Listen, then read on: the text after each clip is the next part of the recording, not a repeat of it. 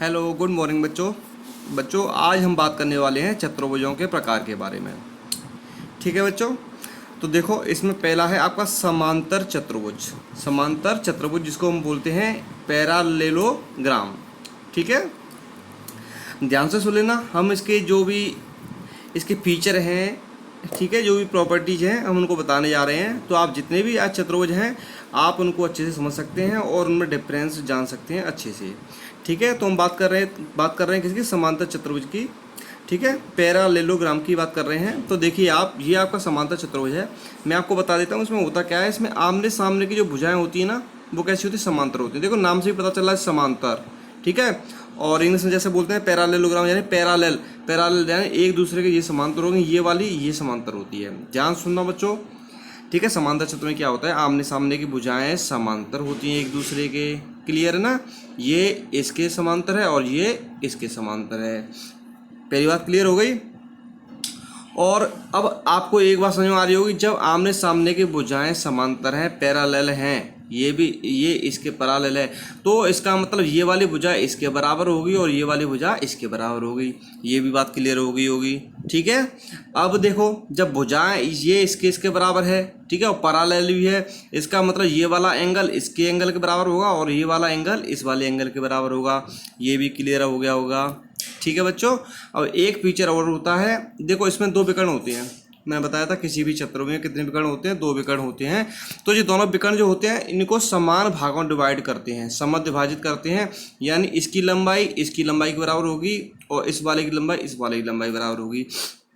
समझ में आ गया ना? जैसे ये आपका मूल बिंदु O है ना, यहाँ से लेके C तक की लंबाई और यहाँ से लेके O तक की लंबाई बराबर होती है। यहाँ से लेके B तक की लंबाई और यहाँ से लेके D तक की लंबाई बराबर होती है। इसका मतलब हम क्या बोलते हैं? हम जैसे इसको ऐसे लिख सकते हैं, OB बराबर OD। देखो मैं दोबारा से लिख देता हूँ, OB इक्वल होता है OD के, इसी प्रकार OA इक्वल होता है OC के। क्लियर है ना? और ये इसके बराबर होता है, ये इसके बराबर होता है। आप इसको अच्छे से नोट डाउन कर लेना। ठीक है बच्चों। तो ये होती है हमारी समांतर चतुर्भुज की प्रॉपर्टी। इसको एक बार हम देख लेते हैं। देखो, सम्मुख भुजाएं बराबर होती हैं, तो ये क्लियर हो गया। सम्मुख कोण बराबर होते हैं, ये भी क्लियर हो गया। अब विकर्ण एक दूसरे को क्या करते हैं? समद्विभाजित विभाजित करते हैं। यानी आपने समांतर चतुर्भुज पैरालेलोग्राम के बारे में अच्छे से पढ़ लिया है और आप अब इसको आसानी से पहचान सकते हैं। ठीक है बच्चों। अब बात करेंगे हम समचतुर्भुज की। ठीक है, किसकी बात करेंगे? समचतुर्भुज की, रहुमस की। देखो, रहुमस में और पैरालेलोग्राम में डिफरेंस क्या होता है? इसमें आमने सामने की भुजाएं जो होती हैं कैसी होती हैं? बराबर होती हैं, है ना। और रहुमस में क्या होता है? समचतुर्भुज में क्या होता है? इसमें चारों भुजाओं की लंबाई बराबर होती है। यानी ये चारों कैसे होते हैं? आपस में बराबर होते हैं। ठीक है, क्लियर हो गया ना? और आमने सामने की भुजाएं कैसी होती हैं? समांतर होती हैं। देखो, ये इसके समांतर, ये समांतर हैं। ठीक है, इसमें डिफरेंस क्या होता है मैं आपको बता दूं। सारी जो प्रॉपर्टी होती है ना उस रहुमस में, सारी प्रॉपर्टी समांतर चतुर्भुज जैसी होती हैं। डिफरेंस ये होता है कि इसमें जो विकर्ण होते हैं परस्पर लंब होते हैं। देखो, हम इस वाले विकर्ण को इस पे मिला दें, इसको इस पे मिला दें, तो ये यहाँ पर 90 डिग्री का कोण बनाते हैं। इसका रीजन क्या है? इसका रीजन है ये, इनकी जो चारों भुजाएं होती हैं, इनकी जो लेंथ है, लंबाई है, वो बराबर होती है। इस वजह से ऐसा होता है। ठीक है बच्चों। अब नेक्स्ट बात करते हैं हम आयत की, रेक्टेंगल की बात करते हैं। तो देखो, आयत में क्या होता है? आमने सामने की भुजाओं की लंबाई बराबर होती है। ये वाली इसके बराबर होगी, ये वाली इसके बराबर होती है, और प्रत्येक आंतरिक कोण 90 डिग्री का होता है। क्लियर हो गया? देखो, ये वाला कोण 90 डिग्री का, ये वाला भी 90 का होगा, ये भी 90 का होगा और ये भी 90 का होगा। क्लियर हो गया ना? ठीक है बच्चों। अब एक चीज़ और बता दूं मैं, इसमें जैसे अपन विकर्ण खींचे ये और ये, तो विकर्णों की लंबाई भी कैसी होती है? बराबर होती है। क्लियर ना? अब आगे चलते हैं। अब देखेंगे वर्ग को बोलते हैं हम स्क्वायर बोलते हैं। वर्ग में क्या होता है? वर्ग की चारों जो भुजाएं होती हैं इनकी लंबाई बराबर होती है और प्रत्येक आंतरिक कोण 90 डिग्री का होता है। कितने डिग्री का होता है? 90 डिग्री का होता है। ठीक है, इसमें देखो डिफरेंस क्या होता है वर्ग में और आयत में। डिफरेंस सिर्फ ये होता है, आयत में तो आमने सामने की भुजाएं बराबर होती हैं, और इसमें चारों भुजाओं की लंबाई बराबर होती है, ये डिफरेंस होता है। ठीक है, बाकी सारी प्रॉपर्टीज ऐसी ही होती हैं। अब बात करेंगे आपको पतंग की। पतंगाकार, आपने पतंग तो देखी होगी आसमान में उड़ते हुए, और उड़ाई भी होगी अच्छे से। तो मैं आपको बता देता हूँ पतंग के फीचर क्या होती हैं। देखो, पतंग भी एक चतुर्भुज होता है, तो जिसमें ये वाली भुजा इस वाली भुजा के बराबर होती है और ये वाली भुजा इस वाली भुजा के बराबर होती है। ठीक है, हम इसको क्या बोल सकते हैं, एक चतुर्भुज जिसमें दो आसन भुजाओं के योग बराबर होते हैं। और आसन भुजाएं क्या होती हैं, ये वाली भुजा इसके आसन है, ये वाली भुजा इसके आसन है। क्लियर हो गया ना। एक बार फिर से बता देता हूँ, पतंग में ये वाली भुजा इसके बराबर होती है, ये वाली भुजा इसके बराबर होती है। ठीक है, अब देखिए इसके और फीचर क्या है। पतंग एक दूसरे पर लंब होते हैं, विकर्ण एक दूसरे पर लंब होते हैं। देखो, हम इसको इस पे मिलाएं, इस पे इसको मिलाएं, तो ये यहाँ पर 90 डिग्री के कोण बनाते हैं। ऐसा क्यों होता है, क्योंकि देखो इसकी लंबाई इसके बराबर है, इसकी लंबाई इसके बराबर, तो ये आपस में एक जब विकर्ण खींचेंगे तो जो 90 डिग्री का एंगल ही तो बनाएंगे वो। ठीक है, अब नेक्स्ट देख लेते हैं। एक विकर्ण दूसरे विकर्ण को समद्विभाजित करता है, ये एकदम बात क्लियर है। ये वाला जो विकर्ण होता है BD, है ना, और AC विकर्ण जो होता है BD को समद्विभाजित करता है, समान दो भागों में विभाजित करता है।